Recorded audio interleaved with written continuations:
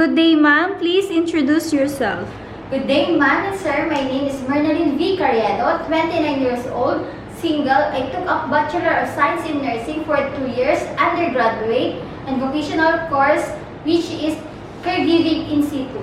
I had experience here in Philippines as a domestic helper for 2 years, finished contract. Tell me about your responsibilities in your previous job. My duties and responsibilities for taking elderly patients are monitor the vital signs, instruct the patient to take her home medication, change the diaper, bath the patient,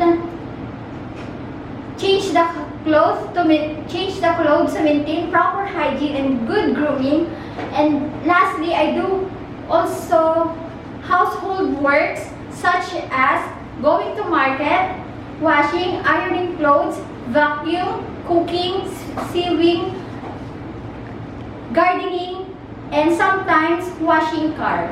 Can you tell us how will you take care of the children, a baby, and elderly? Ma'am, sir, for taking children, elderly, and sick family member, I will assure the safety, taking good care for them, cooking food, feed children, and a sick family member.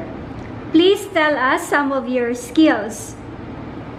Ma'am, sir, I do cook Filipino food, some basic Chinese food, and then I will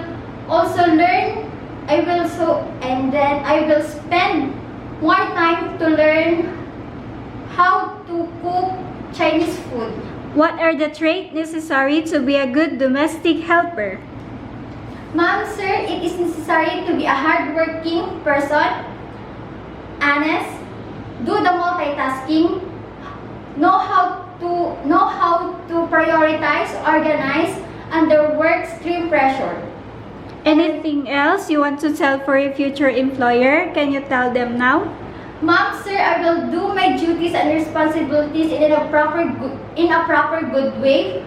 I will spend my time for you to serve for 2 years. Thank you, God bless, and have a great day.